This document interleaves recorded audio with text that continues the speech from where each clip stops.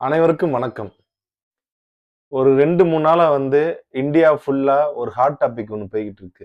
என்னன்னா, எகிப்துல தமிழ் கல்வெட்டு கிடைத்துள்ளது. அப்டின்ற மாரி ஒரு விஷயம் இந்தியா ஃபுல்லா போய்க்கிட்டு இருக்கு. எல்லா ஆய்வாளர்களும் தங்களுடைய விளக்கங்களை பார்த்தீங்கன்னா கொடுத்து கொண்டு வருகிறார்கள். அதுல வழக்கம் போல என்ன பண்ணுவாங்க, இந்திய அரசாங்கத்துக்கும் சரி, இந்திய கலாச்சாரம் என்று சொல்லுகின்ற வட இந்தியர்களும் சரி, என்றைக்குமே நம்மளுடைய கல்வெட்டுகளையோ நம்முடைய கலாச்சாரத்தையோ எந்த காலத்திலும் அங்கிருக்க மாட்டாங்க. மண்ணை போட்டு மூற வேலை மட்டும் தான் பாக்குறாங்க. அப்ப இது என்ன ஆகுதுன்னா சிகை கொற்றன் அப்படின்ற ஒரு கல்வெட்டு எகிப்துல கிடைக்குது. உடனே இங்க இருக்கிற சில சமஸ்கிருத ஆய்வாளர்கள் என்ன சொல்ல ஆரம்பிக்கிறாங்கன்னா, சிகை சிகைடா நம்ம பாஷையில வந்திருக்கு, அது நம்மளுடைய பாஷையா தான் இருக்கும், அது என்னன்னு பாருங்கடா அம்பின்னு சொன்ன உடனே சிகை என்பது அது சமஸ்கிருதம், அது தமிழ் மொழி கிடையாது, அது சமஸ்கிருத கல்வெட்டு, அது சமஸ்கிருதம் தமிழும் சேர்ந்த கல்வெட்டு அப்படின்னு சொல்லி எப்படி வழக்கம் போல நம்மளுடைய வரலாறை ஒடுக்கி அதை பாத்தீங்கன்னா வெளிவராம பாத்துக்கிறதுக்கு என்னென்னலாம் பண்ணணுமோ அதை இப்பயும் பண்ற ஆரம்பிச்சிட்டாங்க. அதாவது சிகைன்றது தமிழ் வார்த்தையே கிடையாதுமா, ஷிகைன்னு தான் சொல்லணுமா. அதை ஷிகைன்னா அது முடிய குறிக்குமா, அது சமஸ்கிருத வார்த்தைன்னு சொல்லி ஓட்டிட்டு இருக்காங்க. அதாவது இந்த சிகை கொற்றன் அப்படின்ற இந்த எகிப்துல கிடைத்த கல்வெட்டு ஏதோ இன்னைக்கு கண்டுபிடிக்கல. கிட்டத்தட்ட பாத்தீங்கன்னா 100 வருடங்களுக்கு முன்பாகவே அங்க உள்ள இருக்க கிறுக்கல்கள், அந்த ஸ்கிரிப்லிங் மாதிரி இருக்குன்னு சொல்லி எடுத்து வெளியிட்டாங்க. அதுல பாத்தீங்கன்னா கிரேக்க மொழியிலயும் நிறைய கல்வெட்டுகளும் பிளஸ் பாத்தீங்கன்னா எனக்கு புரியாத மொழியிலும் இருக்கு அப்படின்னு சொல்லி அன்றைக்கு இருந்த ஆய்வாளர் பாத்தீங்கன்னா அதை எடுத்து வெளியிட்டாங்க. ஆனா இது என்ன மொழின்னு சரி கண்டுபிடிக்க முடியாத டயத்துல இங்க ஒரு அதாவது தமிழ் கத்துக்கிட்டவங்களும் கொஞ்சம் ஓரளவுக்கு பாத்தீங்கன்னா தமிழ்நாட்டுல இருக்கிற இன்ஸ்கிரிப்ஷனும் இங்க இருக்க உதவியோட சேர்த்து இல்ல இது தமிழ் கல்வெட்டுங்க அப்படின்னு சொல்லி பாத்தீங்கன்னா ஒண்ணு கிடையாதுங்க, நிறைய கல்வெட்டு கிடைச்சிருக்கு. சாத்தன்ற கல்வெட்டு கிடைச்சிருக்கு, கோபன் கண்டன்ற கல்வெட்டு கிடைச்சிருக்கு, கீரன்ற கல்வெட்டு கிடைச்சிருக்கு. ஆனா சிகை கொட்டன் பாத்தீங்கன்னா அந்த 9வது கல்லறையில் கிடைக்கிறது தான் முத அவங்க அனௌன்ஸ் பண்றாங்க. சார்லஸ் ஸ்மித் அப்படின்ற ஒரு பிரெஞ்சு நாட்டு ஆய்வாளரும் சரி, இங்கோ ஸ்டாச் அப்படின்ற ஆய்வாளர், இந்த 2 ஆய்வாளர்களும் சென்னையில கல்வெட்டுகள் சம்பந்தப்பட்ட அந்த ஃப்ரம் த வேலி ஆஃப் எகிப்து அப்படின்னு சொல்லி இந்த கிங் ஆஃப் எகிப்துன்னு சொல்லி எகிப்து மன்னருடைய கல்வெட்டு பள்ளத்தாக்கில், கல்லறை பள்ளத்தாக்கில் அப்படின்னு சொல்லி டைட்டில்ல இவங்க உங்க ஸ்பீச் கொடுக்குறாங்க. அப்ப இந்த கல்வெட்டுகள் எல்லாத்தையுமே வெளியிடுறாங்க. அதுல முதன்மையா வந்ததுதான் இந்த சிகை கொற்றன் அப்படின்ற பாத்தீங்கன்னா இந்த கல்வெட்டு கிடைக்கப்படுது.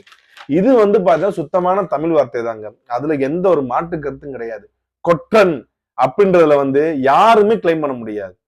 ஏன்னா பாத்தீங்கன்னா அது தமிழ் கடவுளாகிய கொற்றவையையும், கொற்றம் என்றது வெற்றியவும், வெற்றியை கொடுக்கக்கூடிய கொற்றவை, கொற்றம் என்பது வெற்றி, கொற்றன் என்பது வீரனை குறிக்கக்கூடிய ஒரு பேர் என்பது யாரும் மறுக்க முடியாத உண்மையாக விட்டது.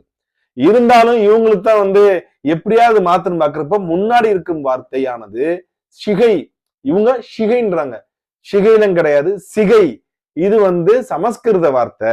அதாவது இது கிடைச்சது எப்ப, 2000 ஆண்டுகளுக்கு முன்பாக. சமஸ்கிருதம் 2ஆம் நூற்றாண்டு வரைக்கும் சொந்த ஒரு இதுலயே எழுத முடியாது, மற்ற மொழியில கடன் வாங்கி எழுதும். பிராகிருதத்துல கொஞ்சம் கடன் வாங்கி எழுதும், தமிழ்ல கொஞ்சம் கடன் வாங்கி எழுதும். ஆனா 2000 வருஷத்துக்கு முன்பாகவே தனித்த இலக்கியமே பார்த்தா உருவாக்கப்பட்ட காலத்துல இருந்ததுதான் தமிழ் மொழி.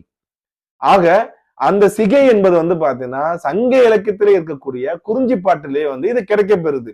அது என்ன சொல்ல வருதுன்னா, செங்கோடு வேரி தேமா மணிச்சிகை, அதாவது செங்கோடு எனப்படுகின்ற அந்த தாவரமானது தன்னுடைய தலைமுடியை சுற்றிய ஒரு மணி போல ஒரு இதை சூடி இருக்கிறது அப்படின்னு சொல்லி அந்த சிகை என்பது பாத்தீங்கன்னா முடியை குறிக்கக்கூடிய சொல்லாக அப்பயே குறிக்கப்பட்டிருக்கு. அப்ப 2000 வருடத்துக்கு முன்பாக இருக்கின்ற இலக்கியத்திலையும் அதே பேர் வருது. இந்த எகிப்துல கிடைச்ச அந்த 9வது கல்லறையில் கிடைக்கக்கூடிய அந்த கல்வெட்டு பாத்தீங்கன்னா என்ன சொல்ல வருது, நம்மளுக்கு தெளிவா அதே பேரையே குறிக்குது, கொற்றன். அந்த கொற்றன்ற வார்த்தைக்கு பாத்தீங்கன்னா அர்த்தம் புரிஞ்சுக்கணும்னா நீங்க கொற்றவை ஃபர்ஸ்ட் நீங்க ரீட் பண்ணணும். கொற்றவை என்பது பாத்தீங்கன்னா சேர சோழ பாண்டிய பல்லவர்கள் அனைவருமே வணங்கக்கூடிய ஒரு தெய்வமா இருந்தவர் தான் இந்த கொற்றவை. இந்த கொற்றவை பாத்தீங்கன்னா மானை அதனுடைய வாகனமாகவும், கழுத்துல அது என்னென்ன மாதிரி ஆபரணம் போட்டிருக்கும், அது உருவம் எப்படி இருக்குன்னு சொல்லி புறப்பொருள் வெண்பா மறை எழுதின ஐயரிநாதருடைய அந்த இதுலயே விளக்கம் முழுமையா கொடுத்துருக்கோம். படிக்காதவங்க படிச்சுட்டு வாங்க. இந்த கொற்றவை தான் வந்து தமிழர்களுக்கு போர் தெய்வமாக வந்து பார்த்தீங்கன்னா இருந்திருக்கு. ஆக கொற்றம் என்பது அந்த கொற்றவையோட பேசிக் வேர்டு என்னன்னா வந்து வெற்றியை தருபவள் அப்படின்னு சொல்லி அர்த்தம் வரும். சோ கொற்றம் என்பது வெற்றி, கொற்றன் என்பது வந்து பாத்தீங்கன்னா வெற்றி பெற்றவன் அப்படின்ற அர்த்தம் தான். வெற்றி பெற்றவன், அதாவது வீரனா இருந்தது வெற்றி பெற்றவனை தான் கொற்றம் என்று அழைக்கக்கூடிய வழக்கம் தமிழ் சங்க இலக்கியத்திலே வந்து பாத்தீங்கன்னா கிடைக்கப்பட்டிருக்கு. கிபி 12ஆம் நூற்றாண்டு 11ஆம் நூற்றாண்டு வரைக்கும் கொற்றன்ற பெயரும் கல்வெட்டுகளில் கிடைக்கப்பட்டிருக்கு. ஆக அப்ப இந்த சிகை கொற்றன்ற வார்த்தை எதை குறிக்கக்கூடியதா இருக்கு? முடி வென்றான். அதாவது வந்து பாத்தீங்கன்னா முடினா தலைமுடி கிடையாது. அன்றைக்கு வந்து பாத்தீங்கன்னா முடி என்பது வந்து தலைமுடி மட்டும் கிடையாது, அது ஒரு அரசருடைய முடி, அந்த கிரீடத்தையும் குறிக்கக்கூடிய சொல்லாதான் அது இருந்திருக்கு. சோ அந்த கிரீடத்தை வென்றவனாக தான் வந்து ஒருத்தர் வந்திருக்காங்க. மேபி எல்லாரும் என்ன சொல்றாங்கன்னா ஒரு வீரனா இருக்கலாம் அப்படின்றாங்க. பட் என்னுடைய கணிப்புன்றதை விட வந்து பாத்தீங்கன்னா நம்மளுக்கு கிடைக்கக்கூடிய இலக்கிய குறிப்புகள் எல்லாத்தையும் வச்சு பாக்குறப்ப அவர் வந்து பாத்தீங்கன்னா ஒரு மன்னரா இருக்கக்கூடிய ஒரு ஆளாகத்தான் இருக்கக்கூடும். ஏனென்றால் நீங்க எகிப்து மன்னர்களுடைய அந்த பள்ளத்தாக்குல வந்து நான் இங்க வந்துட்டு போனேன்னு சொல்லி சாதாரணமாக அங்க இருக்க ஒரு படை வீரனோ இல்ல ஒரு வணிகரோ அந்த இடத்த எழுதிட்டு போக முடியுமா? அதுக்கு அனுமதிப்பாங்களா? அதை நம்ம எடுத்து பார்க்கணும். இப்ப ஒண்ணும் கிடையாது. நம்மளுடைய சோழர்களுடைய அந்த வரலாற்றிலும் சரி, பாண்டியர்களோட வரலாற்றிலும் சரி, அங்க ரோமானிய சேர்ந்த முக்கியமான தளபதிகள், முக்கியமான மன்னர்கள் வந்து பாத்தீங்கன்னா இங்க வந்துட்டு போன மாதிரியும், பாண்டியர்களுடைய முக்கியமான வந்து பாத்தீங்கன்னா மன்னர்கள், முக்கியமான தளபதிகள் அங்கிருந்து ரோமானியத்துக்கு போன மாதிரியும், கிரேக்கத்துக்கு போன மாதிரியும் நிறைய பழைய குறிப்புகள் கிடைக்கப்படுது. ஆக முடி வென்றான், சிகை கொற்றன் என்பது வந்து பாத்தீங்கன்னா ஒரு மன்னரை வென்றவாக தான் இருக்க முடியும். ஒண்ணு அவர் ஒரு பெரிய ஜெனரலா இருக்க வேண்டும்.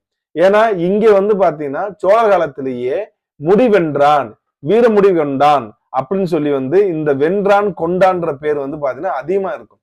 இது எதை குறிக்குதுன்னா வந்து ஒரு சேர மன்னர் வந்து பாண்டிய மன்னரை வந்து வென்று வாகை சூடும் பொழுது அந்த பாண்டிய முடி கொண்டான், முடி வென்றான், முடி கொற்றன் அப்படின்ற வார்த்தைகள் வந்து பாத்தீங்கன்னா அந்த கல்வெட்டுகள் வந்து பயின்று வரும். சோ அதே போல இந்த சிகை கொற்றன் என்பது வந்து ஒரு மன்னரையோ இல்ல அந்த மன்னருடைய மகனாக இருக்கக்கூடிய ஒரு சிற்றரசரோ, ஏன்னா முதன்மை தளபதிகள் முழுக்க முழுக்க ஒரு மன்னருடைய மகனா தான் இருக்கக்கூடிய. இப்ப ராஜராஜ சோழருடைய ஃபர்ஸ்ட் ஜெனரல், அதாவது முதல் பிரைமரி ஜெனரல் யாருன்னா ராஜேந்திர சோழர் தான் வந்து இருந்திருக்காப்புல. அவர் வந்து அந்த படையில வந்து வழிநடத்தக்கூடிய ஒரு ஆளா இருந்திருக்காப்புல. அதே மாதிரிதான் இதுவும் வந்து இருக்கக்கூடும். ரெண்டாவது, இது 2000 வருடத்துக்கு முன்பாக இருந்தாலும் இந்த சிகை கொற்றன் அந்த வார்த்தை வந்து பாத்தீங்கன்னா முழுக்க முழுக்க நம்மளுடைய தமிழ் மன்னர்களுடையும் தமிழர்களுடைய வீரத்திலிருந்து அடாப்ட் ஆகக்கூடிய ஒரு பேரா தான் நம்ம வந்து கருத முடியும். ஏங்க அப்பனா வந்து வணிகர்கள் போயிருக்க மாட்டாங்க அப்படின்னா சாத்தன்ற கல்வெட்டும் கிடைக்குது. சாத்தன் என்பது வந்து பாத்தீங்கன்னா அது வணிகக்குடியாக இருந்தவர்களையும் வணிகத்திற்கு வந்து பாத்தீங்கன்னா பாதுகாப்புக்கு சென்ற படை வீரர்களையும் குறிக்கக்கூடிய கல்வெட்டாக வந்து பாத்தீங்கன்னா இந்த சாத்தன்ற பேர் வந்து குறிக்கப்பட்டிருக்கு. அது மட்டும் இல்லாம கீரன்ற பேரு கோபன் கண்டன், நல்லா யோசித்து பாருங்க, கோபன் கண்டன்ற கல்வெட்டும் கிடைக்குது. கண்டன் என்பது வந்து யாரை குறிக்கக்கூடிய பெயர் என்றால் அது சேர மன்னரை குறிக்கக்கூடிய ஒரு பேர். நம்ம கோயம்புத்தூர்ல கூட வந்து 9ஆம் நூற்றாண்டுல ஒரு சேர மன்னனுடைய கல்வெட்டுல கண்டன் தான் குறிக்கப்படுது.